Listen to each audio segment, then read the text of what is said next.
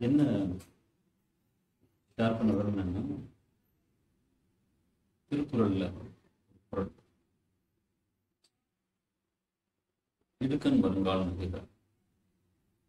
அதை மேலோட்டமா பார்க்கும்போது துன்பம் வரும் வேளையில் சிரிங்க அப்படின்னு சொல்லி சொன்ன மாதிரி நம்ம பார்க்கணும்.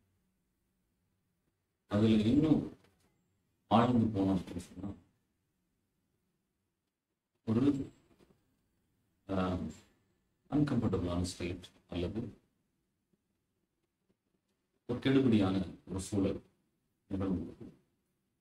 The choices are அந்த சூழ்நிலைக்கு ஏற்றவாறு நம்மளை மாற்ற. அதாவது கோபமான இடங்கள்ல கோபப்படுறது, ஆத்திரப்பட்ட இடங்கள்ல ஆத்திரம் அல்லது கவலை, இது எது வேணாலும் சொல்லுவோம். அந்த இடத்துல நம்ம விழிப்போட நிதானத்தோட முடிந்தவரை எல்லாரும் 100% இதில் வெற்றி கொள்ள முடியுமான்னா இல்லை. அதனால முடிந்தவரை நம்ம விழிப்பு நிலையை மேம்படுத்தி அந்த கவனத்தோட அதே சமயத்தில் அதுக்கு தேவையான பதிலையும்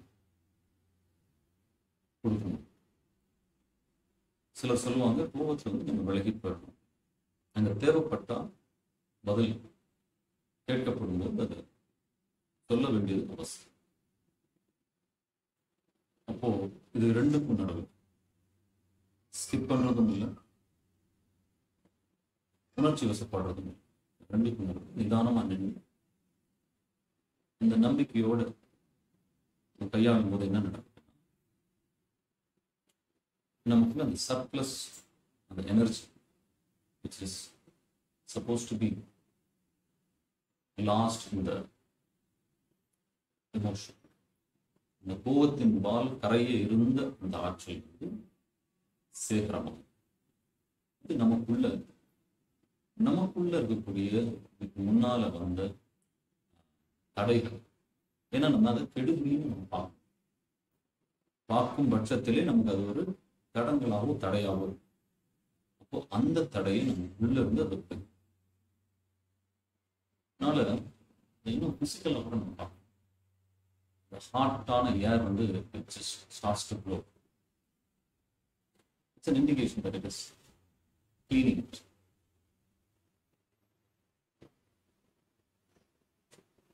சொல்லுவாங்க, எனக்கு தலையில சூடாக ஆத்திரம் அடையும் போது ஆக்சுவலா அது எதனால ஏற்பட்டதுன்னு நம்ம ஃபோர்ஸுக்கெல்லாம் நம்ம பம்ப் ஆகும். Air immediately rise in the energy. அந்த ஆத்திரங்கள்ன்ற உணர்வுகள் நீங்கும் போது அந்த இயல்பா அந்த பாடியை நேச்சுரலா ரெஸ்பாண்ட் பண்ணி it just releases the blockages.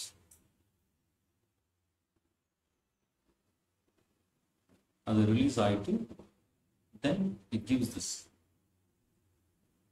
blissfulness which will make us smile.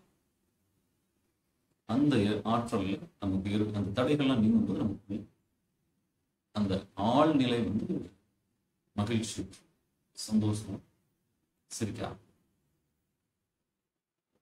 அதுதான் இடுக்கண் வருங்கால் நகை வள்ளுவர் சொல்லுவார்.